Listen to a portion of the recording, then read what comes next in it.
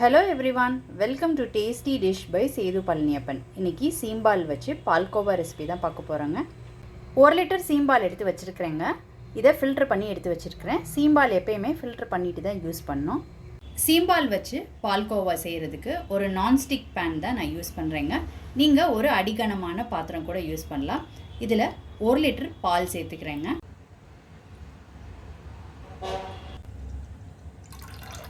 பால் ஒரு கொதி வரட்டுங்க. நான் யூஸ் பண்ணுறது 2வது நாள் சீம்பால் தான் யூஸ் பண்ணுறேங்க. முதல் நாள் சீம்பாலாக இருந்தால் இன்னும் கொஞ்சம் கெட்டியாக இருக்கும். அது கேக் மாதிரி செய்யலாம்.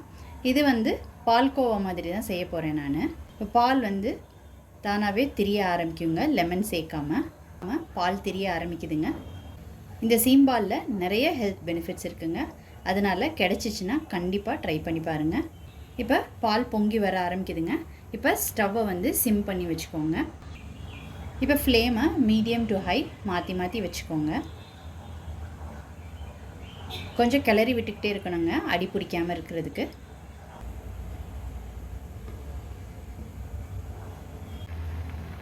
சீம்பால் சேர்த்துருந்த அளவை விட இப்போ சுண்டி கம்மியாக வந்துருச்சுங்க.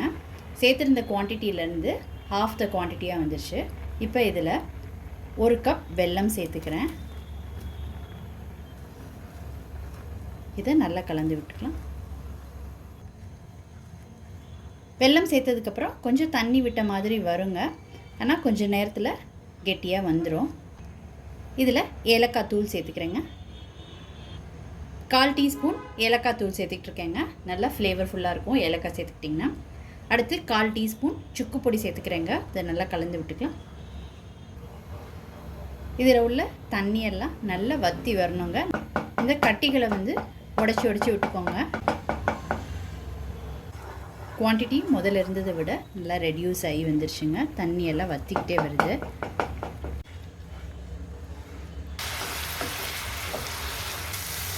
சீம்பாலில் இந்த தண்ணி எல்லாம் நல்லா சுண்டி வந்துருச்சுங்க. இதெல்லாம் நல்லா ஒன்று சேர்ந்து வந்துருச்சு. இந்த ஸ்டேஜில் நமக்கு விருப்பமான நட்ஸு சேர்த்துக்கலாங்க. இது ஆப்ஷனல் தான். நீங்கள் விருப்பப்பட்டால் சேர்த்துக்கோங்க, இல்லாட்டின்னா சேர்க்காமையும் பண்ணிக்கலாங்க. இப்போ ஸ்டவ்லேருந்து இறக்கிடலாங்க. பால்கோவா ரொம்ப சூப்பராக ரெடி ஆயிடுச்சு.